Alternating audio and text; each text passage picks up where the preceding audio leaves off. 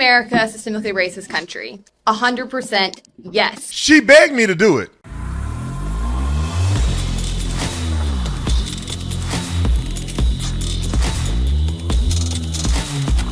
This video is brought to you by The Officer Tatum Store. The Officer Tatum Store. Get the merch link in the description section. This shirt that I'm wearing right now, Anti-Grooming Social Club, is off the chain. You better get it now. This is one of our most popular shirts that we've ever made. So go on and get it. We're printing them as we speak to continue to have enough stock for you guys. We also just launched One Nation Under God. Born Free is also a good one. And the hoodie that I'm wearing right now, or at least the jacket I'm wearing right now, is available for sale right here. But we also have these coming soon. We made the Born Free in all white, and we made the Anti-Grooming Social Club in all white, and we blacked out the Jesus is Lord. So if you like the blackout version of shirts, we made Jesus is Lord. Go on right now. If you put Not My Kid, you'll get 22% off the entire store. Not My Kid, discount code, 20% off the entire store. Like, subscribe to the channel, hit the bell so you get notification anytime we go live, make a video. Make sure you still subscribe to this channel, like this video, comment on this video, share this video. Let's get into this. Ladies and gentlemen, I couldn't wait. I've been waiting all day to debunk this crazy video. So Teddy Riley is a guy that I really respect, I love, I appreciate. He's a great guy. But I tell you what, I don't know why this was posted, because I think the young lady is not honest and she don't know what she's talking about.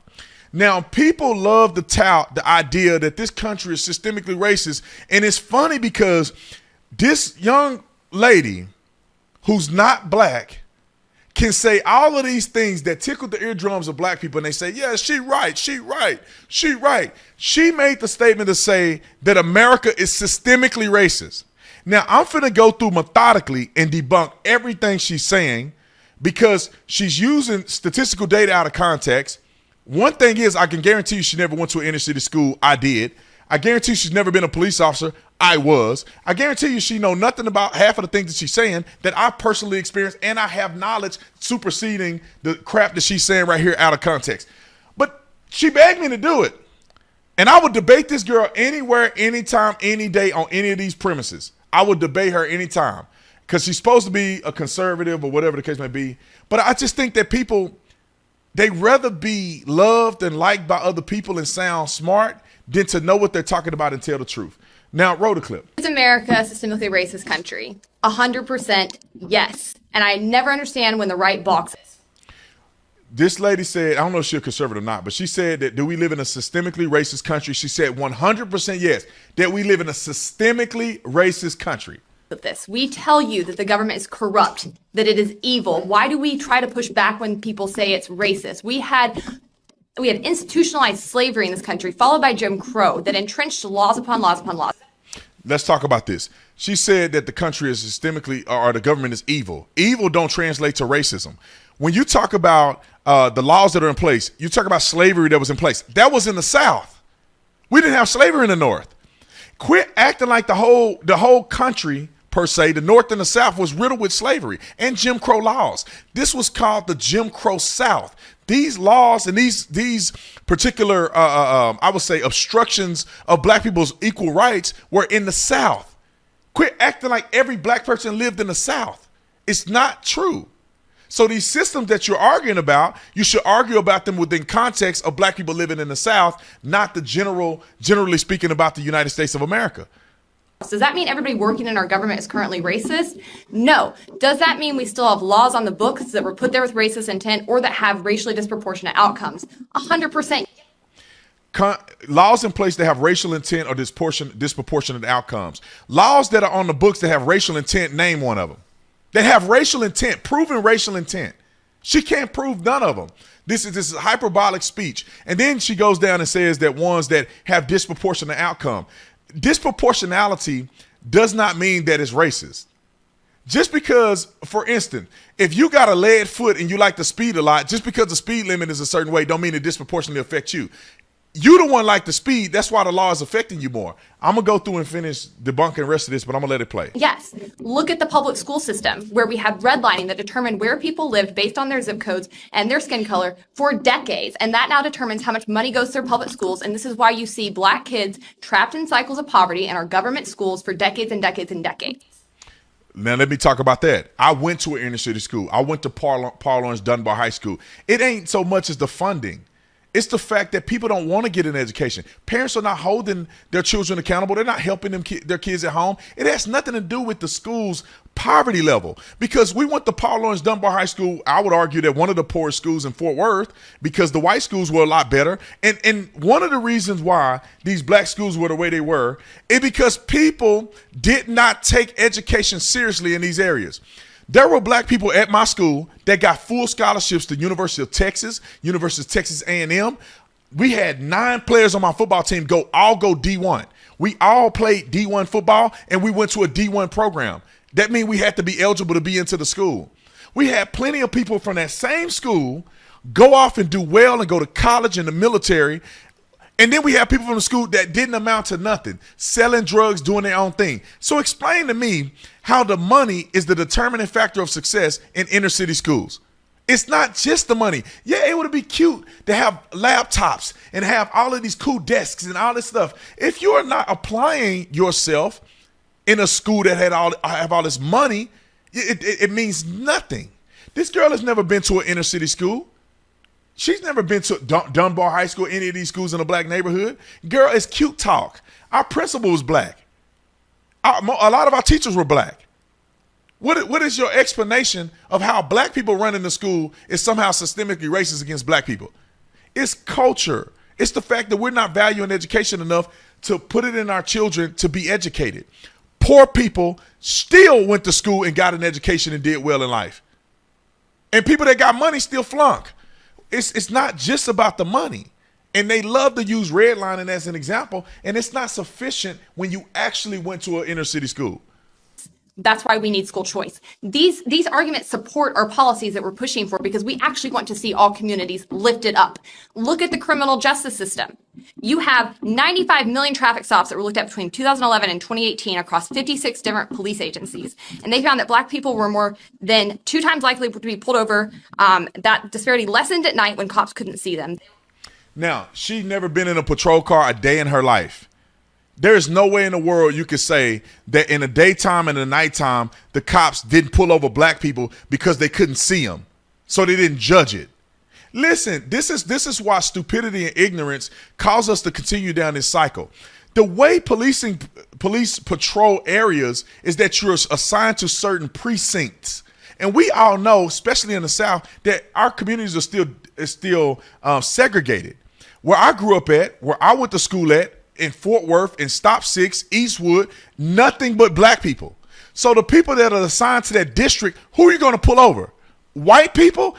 All the people that you're pulling over in that area are black people just to start with. And to say that black people get pulled over more often just because they're black. What about in Atlanta, Georgia? Well, explain that. Half of the police officers are black. It's because people use statistical data, but they don't want to be honest about the reason why these data points exist. Black people commit way more crime than anybody else per capita. Therefore, police resources have to be in inner city communities more often. That's why they get pulled over more often, because there's more police presence, there's more crime being committed, and there's more traffic violations being committed. I did a research, my producer sent it to me, and we showed that there was research that black people get camera tickets more than anybody else. Is the camera ticket system racist? No, it's not. It's just monitoring, are you moving faster than the person next to you? Or are you moving faster than the speed limit? So yeah, black people disproportionately commit crimes. That's why they get disproportionately stopped on traffic stops. And the saturation of law enforcement in high crime areas, that's why you're going to get more traffic stops. It's not because you're black or white. I dare anybody on listening to this, go do a ride along with a police officer during the day and tell me if you can see the race of people in these cars. You can't see that. Even in the daytime, you can't see it. Most people have tint on their windows, and if they don't have tint, it's impossible to see somebody from the back of their car. And you're running a plate. You're not worrying about what race this person is. Now, I'll put this point out here as well. When you're in an all-black neighborhood, everybody's black. So what are you actually saying here? Anyway. It sounds cute, but it ain't realistic. They were more likely to be searched than white people, more likely to be caught with drugs, even though white people do drugs at similar levels. More likely to be caught with drugs, even though white people do drugs at a similar level. Doing drugs and getting caught with drugs are 2 different things. If you are doing drugs at your house, nobody catches you at your house. If you are doing drugs, riding dirty in a car with suspended driver's license, Of course you're going to get caught with drugs. Her making the analogy that white people and black people use drugs at the same rate. How would you know that? What statistical data did you look up to find that black and white people use drugs at a similar rate? Are they is it because they're getting arrested and they're making that determination? Or you have a person answering yes or no on a survey? Is that's how they're getting that determination? Realistically, you have no idea how many people are using drugs versus other people. Now, black police officers on driving down the road and saying, hey, it's a black person, I'm going to search him because he has drugs. And there's a white person and I'm not going to search them. I know they got drugs, but I'm just not going to search them because they white. That's stupid. Policing don't work like that. Cops want drugs, and especially when you work in an area full of white people, and if you know they got drugs, you want the drugs. And the funny thing is that all the black people that live in a certain community, only a few people get pulled over by police. Well, we let all the other black people go. What does that mean? Are we really racist that we pull this black person over, we let the other 4,500 black people go? Come on, man, it's not racism. People need to understand the functionality of police. Do a ride along, and then you can see how these statistical data points really don't translate to racism. Black men are 2.5 times more likely to be killed by police. They're 3.5 times more likely to be arrested for pot, despite both races using those drugs at similar rates. Black people are more likely to get killed by police because if you look at the statistical data, half of the murders in this country are perpetuated by black men. Over half of all violent crimes are perpetuated by black men. Now, make up in your mind, do you think that could lead to black people getting killed more? More violent crimes, more murders, more homicides? Think about it. Look at the videos of black people resisting arrest. Black people are resisting arrest more than white people are. Black people are way more combative on traffic stops than white people are based on my own personal experience. And I would argue any cop can get on here and write down and say the same thing. Every black person I pulled over in Tucson always gave me a problem. They always crying about racism and saying certain things. And white people typically, by and large, don't have nothing to say. And I'm a black police officer. And black people still come at me and say, I'm pulling it over because they black. 9 out of 10 black people that I communicated with on traffic stops always had an excuse about, it's because I'm black. No, it's because your driver's license is suspended. Why are you even arguing me right now, bro? You already know what the deal is. And I'm black, so why you think I'm profiling you? It's stupidity. And she won't give the data points of how many black people kill police officers, how many black people resist arrest. But black people are more likely to be killed. It's stupidity to me, and I don't know how people believe these people. They get 20% longer sentences for the same crimes. When we look at this is a 20% more time for the same crime. What they don't tell you, because let me just explain this to you. If that was actually true, we could be able to go to a judge and say, this judge has sentenced black people to more time than white people for the same crime.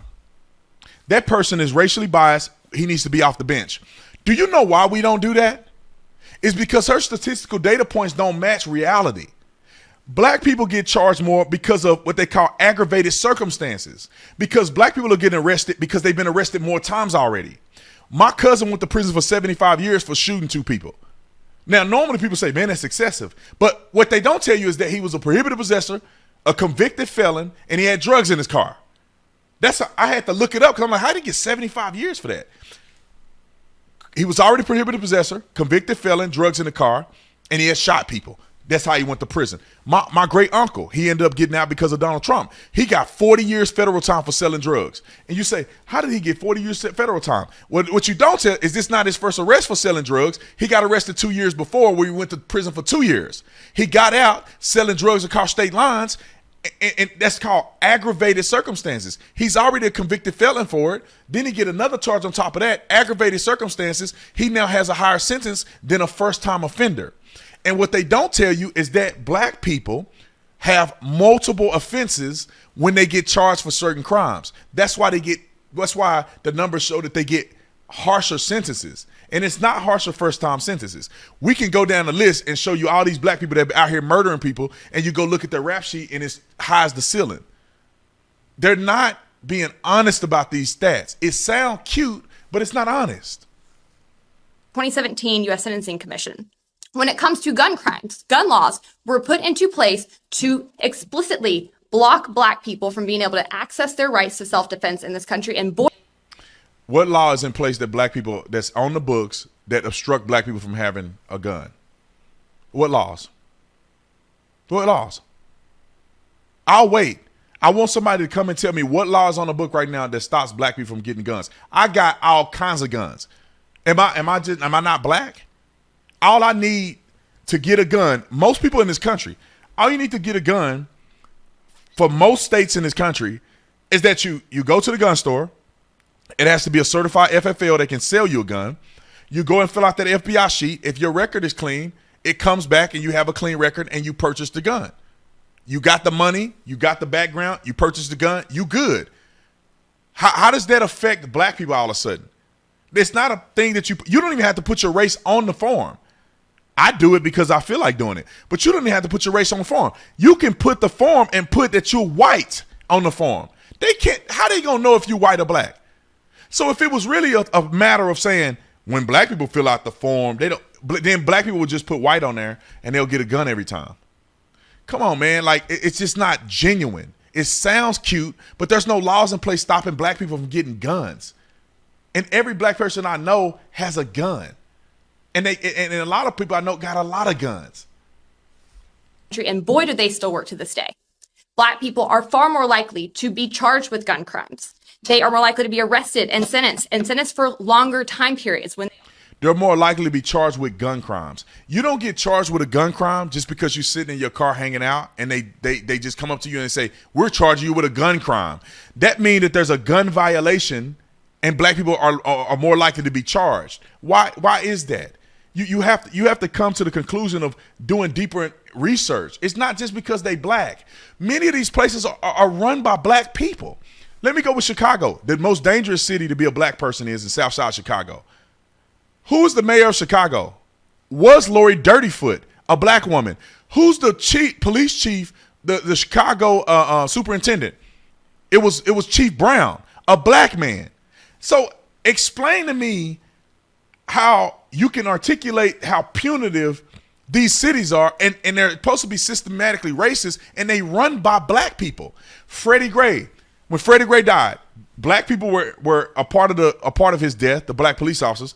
The prosecutor was black, mayor was black. I mean, you go down the list. Everybody in the system that let the cops off from killing Freddie Gray, which I would argue that Freddie Gray, it was not an unjustified situation, obviously.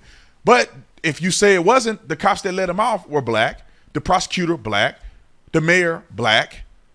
Which city do you want to go to? The police chief in most major areas are black police chiefs. Philly, I mean, I don't know about Philly anymore, but back when I was a cop, Philly commissioner was a black man. You go out in Atlanta PD, black. Memphis, where they beat up that dude just not too long ago, them black police officers. The chief, what's the chief? Black. What's systematic racism that's existing today other than fluff? Other than the fact that you want to make it sound cute and it makes black people feel comfortable that, you know what, we ain't responsible for our own actions. It's really them. It's not them. It's you. You're the reason your community is like that. The police don't just say, when I was a cop, because this is what they do. Take black people out of the situation or make the whole community black. And then you will see that it has nothing to do with race. In all white communities, where do we spend most of our time at? Because it ain't no black people. So are we prejudiced against, what are you prejudiced against? We go to where all the crime is at. It don't matter what color people are. We go to where the crime is at. It's that simple. And people that are in the precinct on the north side of town, they never go to the south side of town.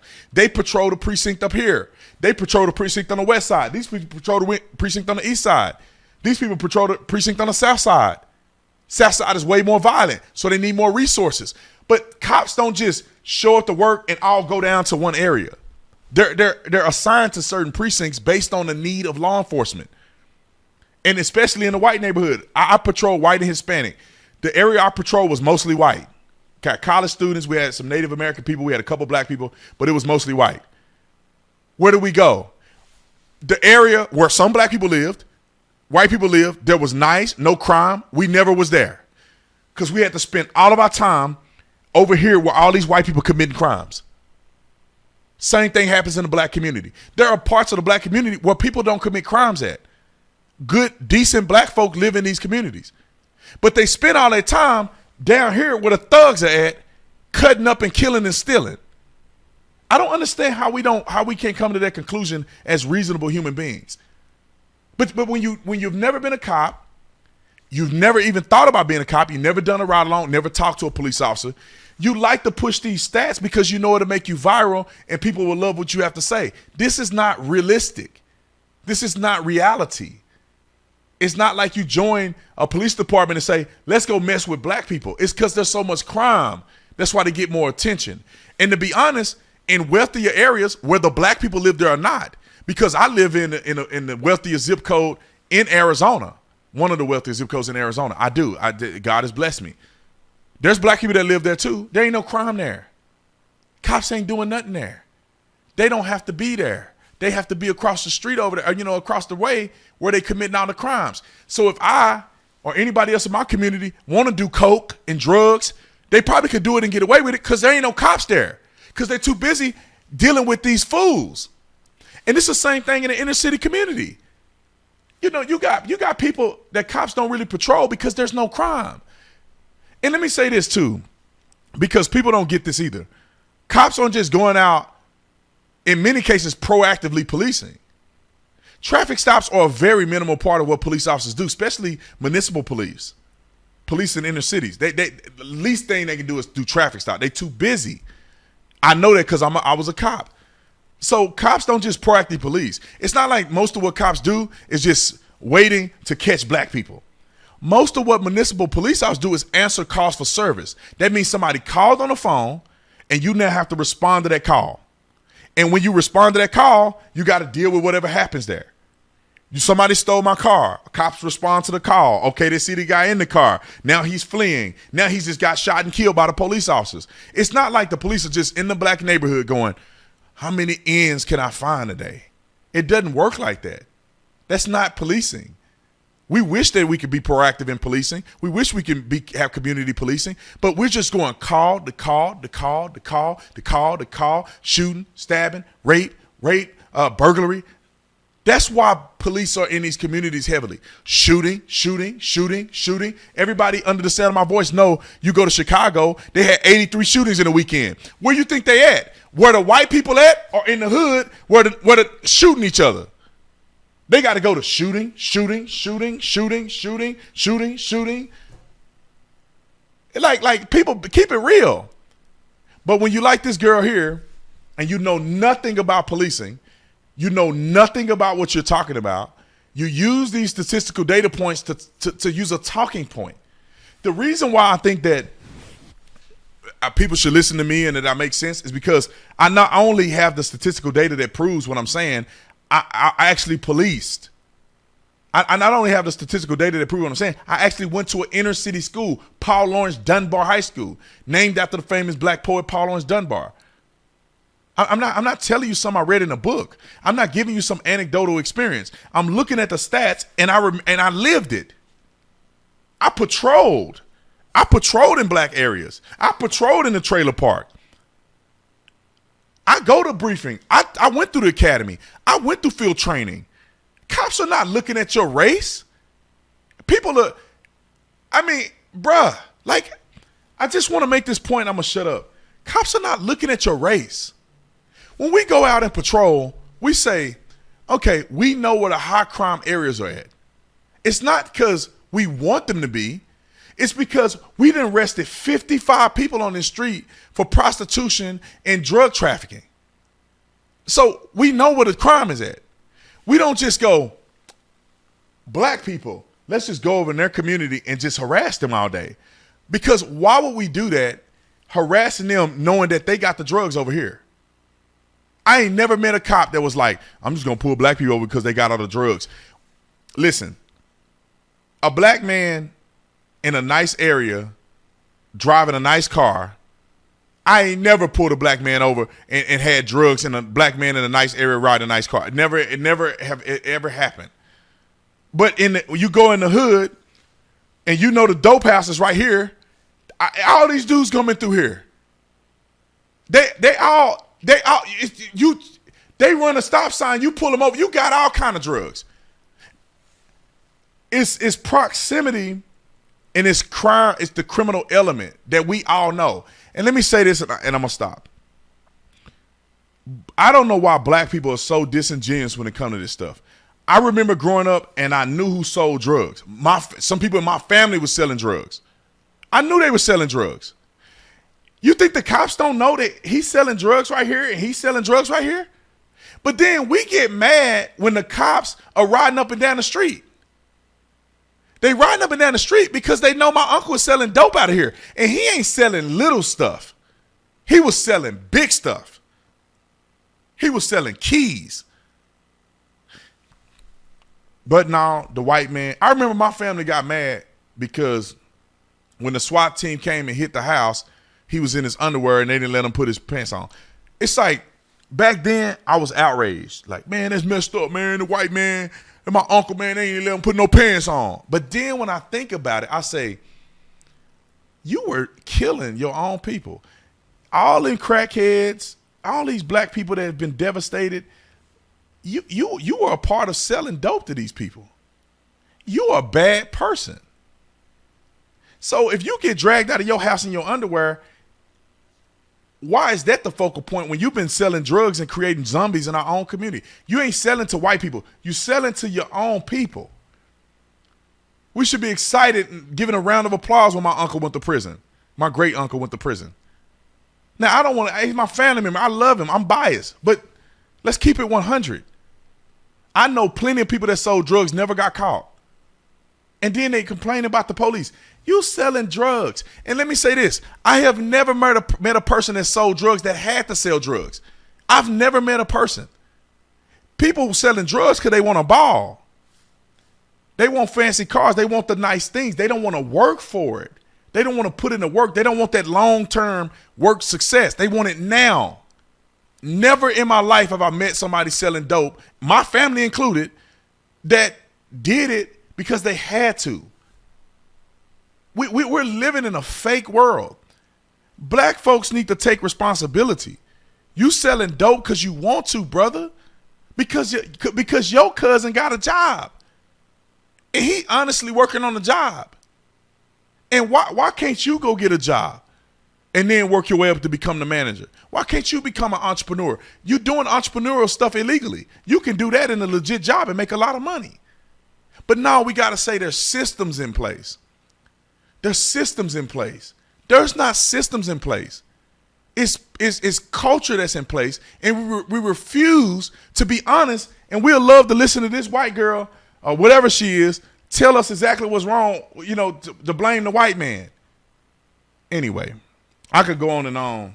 I'll put the link to that full video in the description section so you can watch it unobstructed. But I could talk for 45 minutes about this. It's annoying to me. It's annoying to me. And I'll debate anybody, anytime on this topic because they're wrong. All right. I'll see y'all on the next one. I'm out. Hey, if you enjoyed this video, I put out 3 videos a day. So make sure you go to the playlist that says new video and watch more videos. Subscribe to this channel. Let's go, baby.